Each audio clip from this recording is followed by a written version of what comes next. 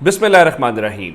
लाखों करोड़ों दुरूदो सलाम मोहम्मद मुस्तफ़ा सल्लल्लाहु अलैहि वसल्लम और आले मोहम्मद पर। मैं हूँ उमर दराज गोंदल।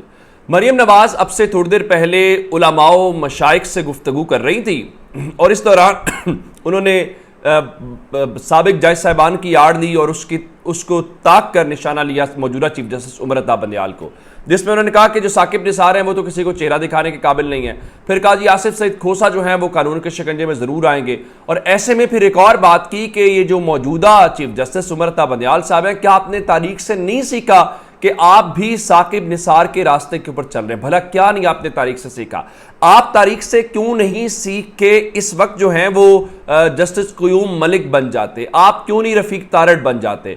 अगर आप आइन और कानून की बात करेंगे तो फिर मसाइल तो होंगे। आप जानते हैं कि 23 तारीख को केस लगा हुआ है और इससे पहले 16 तारीख को अदालत ने केस सुना था और उस दिन सुप्रीम कोर्ट के सामने, और ये इलेक्शन से मुतल्लिक केस है, इन्होंने सुप्रीम कोर्ट के सामने किया क्या था कि एक बहुत बड़ा अपनी तरफ से इकट्ठ करने की कोशिश की, क्योंकि वो कोशिश भी नाकाम हो गई थी। अब 23 तारीख को दोबारा केस है। उसके बाद इस्लामाबाद हाई कोर्ट के हवाले से बहुत सारी चीज़ें हैं। जस्टिस आमिर फारूक साहब जो हैं वो बड़े मोअज़्ज़ज़ जज हैं, लेकिन टेरियान वाइट के ऊपर जिस तरह से उन्होंने किया है वो खुद बहुत सारे लोगों को सवाल खड़ा कर रहा था कि आखिर ये क्या हुआ है।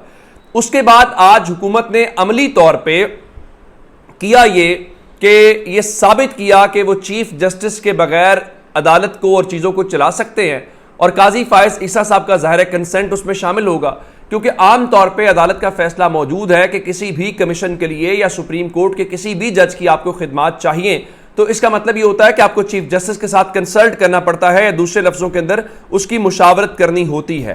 लेकिन हुकूमत ने उसका बहाना ये बनाया कि देखें जी, मसला ये है कि इसके अंदर जो जस्टिस उमर अता बंदियाल हैं, अगर उनसे मुशावरत की जाती तो मफादात का टकराव आ जाता। कैसे आ जाता जी? उनकी सास साहिबा की चूंकि ऑडियो है तो उसका भी होना है। अब भाई, या तो अदालती फैसले हैं, इसका मतलब यह है कि आइंदा अगर किसी जज के हवाले से कोई केस हो तो आप क्या वो केस ही नहीं लेके जाएंगे? तो क्या आप अपनी अदालत लगा लेंगे? अब ये वो मामला है जिसको लेके बहुत सारे लोगों का ख्याल है कि चीजें नहीं होंगी और ये चीज थोड़ी ही देर के बाद इनके गले पड़ती हुई नजर आ रही है। आज इन्होंने बुनियादी तौर पर किया क्या? आज इन्होंने किया ये कि जस्टिस आमिर फारूक साहब और जो कंपोजिशन है बड़ी इंटरेस्टिंग है। मैंने पिछली वीडियो में थोड़ी इसके ऊपर बात की थी, उस वक्त मेरे पास डिटेल्स नहीं थी कुछ दीगर चीज़ों की, तो वो मैंने निकाली है इस दौरान। तो जस्टिस आमिर फारूक साहब हैं और फिर उसके बाद बलूचिस्तान हाई कोर्ट के जो चीफ जस्टिस हैं उनको शामिल किया गया। अब जस्टिस आमिर फारूक साहब जो हैं उनको पिछले हफ्ते उस वक्त ज़ाहिर है अच्छा तो नहीं लगा होगा जब उन्होंने इमरान खान की गिरफ्तारी को कानूनी करार दिया, लेकिन सुप्रीम कोर्ट ने उसको गैर कानूनी करार देते हुए मामला दोबारा अदालत भेजा और फिर अदालत से, उसी अदालत से उनकी जमानत मंजूर हो गई।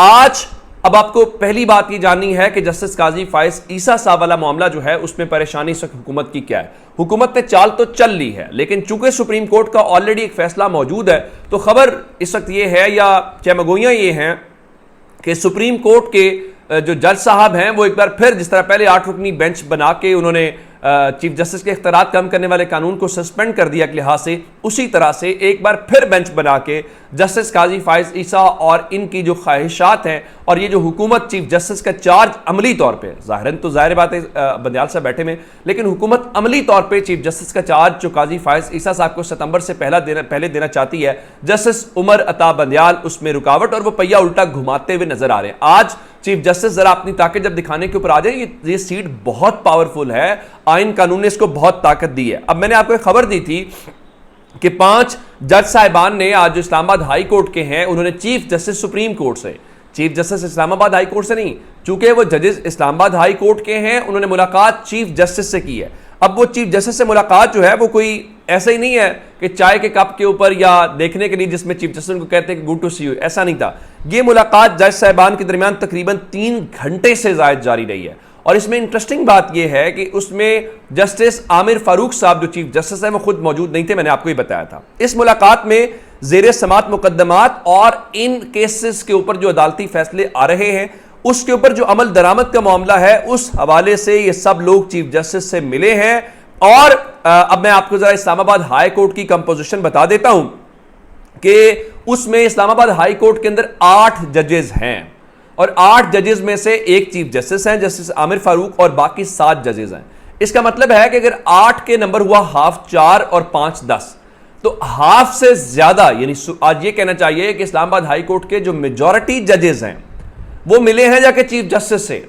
अब अगर उन जजेस ने, अगर आप ये कोशिश करेंगे बगावत करवाने की सुप्रीम कोर्ट में, तो अब आपको नंबर पता चल गया होगा इस्लामाबाद हाई कोर्ट के अंदर, तो फिर आप किस तरह लेके जाएंगे। फिर आज जस्टिस आमिर फारूक साहब को भी थोड़ा पैगाम मिला होगा चीजों का, और मुलाकात करने वाले जो जजेस हैं उनके मुतालिक जो इस वक्त मेरे पास खबरें आ रही हैं कि उनमें से कौन कौन से जजेस हैं, वो मैं आपके सामने इस वक्त जो है वो नंबर जो है वो रखना चाहता हूं, और जिससे आपको अंदाज़ा भी हो जाएगा कि कौन कौन से लोग आज की मुलाकात के अंदर शामिल थे। मुबैना ये दावा है, जाहिर है कि इस वक्त सारी ज़राए से खबरें हैं जो उसमें कुछ आगे पीछे भी हो सकती हैं। जस्टिस मोहसिन अख्तर कियानी साहब मौजूद थे, जस्टिस अरबाब साहब मौजूद थे, जस्टिस समन रिफत साहिबा मौजूद थी, जस्टिस तारिक जहांगीरी साहब मौजूद थे, जस्टिस मियां गुल हसन शामिल थे। और इस वक्त जो अदालती अहकामात की हुक्म अदूली हो रही है उसके ऊपर उन्होंने 3 घंटे चीफ जस्टिस के साथ मुलाकात करके ये चीज़ें उनके सामने रखी हैं। तो मेरे ख्याल से आज हुकूमत का ये जो प्लान था जिसमें वो बुनियादी तौर पर चीफ जस्टिस को गिराना चाहते हैं, वो उनके अपने ही गले पड़ता हुआ नज़र आ रहा है। और ये ज़ाहिरन लग रहा है कि इस लड़ाई के अंदर हुकूमत, एक और बात लोग क्या कह रहे हैं, चूंकि अदालत का फैसला मौजूद है और अदालत का फैसला ये कहता है कि आपने सुप्रीम कोर्ट के जो चीफ जस्टिस हैं उनके साथ पहले इसके ऊपर बात करनी है या मुशावरत करनी है और उसके बाद ये होगा। अब आपने उनसे इजाजत नहीं ली तो इसका मतलब क्या है, हुकूमत ने एक और फाउल प्ले कर दिया है। और फाउल का मतलब यह है कि उन्होंने 3 जजेस के मुताल्लिक एक्सपोज कर दिया है। अब लोग कहेंगे कि ये वो जजेस हैं जो शायद हुकूमत उनको अपने हक में समझती है, हुकूमत ये समझती है कि यहाँ से हमारी मर्जी का फैसला आ जाएगा। ये परसेप्शन, तो सवाल तो उठ सकते हैं कि आखिर क्या डर था कि आपने चीफ जस्टिस से नहीं पूछा और ये आपने सारा कुछ कर दिया है। तो ये आज मेरा ख्याल ये है कि इन जजेस को बुनियादी तौर पे हुकूमत ने अपने कह के या अपने साबित करने की एक कोशिश करके बहुत गलत और बहुत ब्लंडर कर दिया। अब आते हैं इस बात के ऊपर, इमरान खान को हराना है, इमरान खान को नाकाम साबित करना है, इमरान खान को अकेला साबित करना है।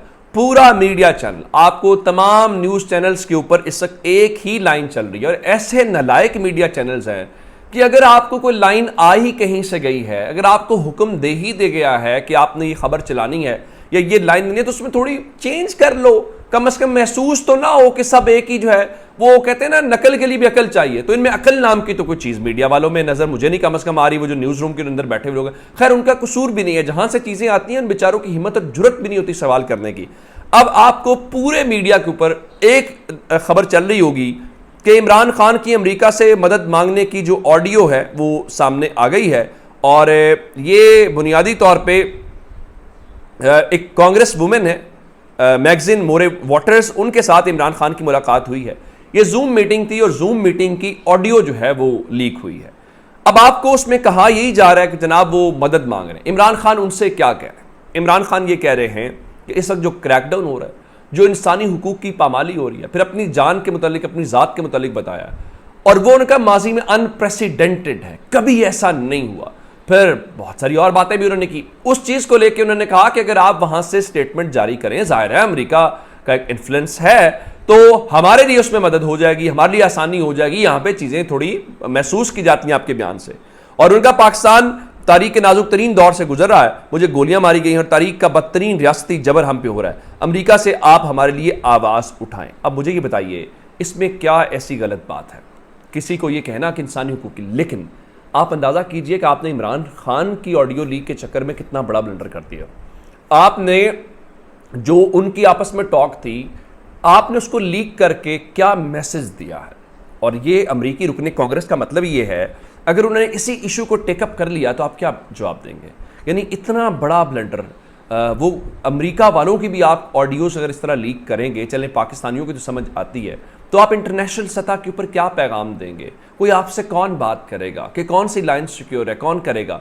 तो मेरे ख्याल से इस चक्कर के अंदर ऐसे ऐसे ब्लंडर्स हो रहे हैं जो किसी को समझ भी नहीं आ रही, और इस पे ऊपर वो एक्शन भी हो सकते हैं जो हमारे लिए प्रॉब्लम कर सकता है। अपना बहुत सा ख्याल रखिएगा। खुदा हाफिज़।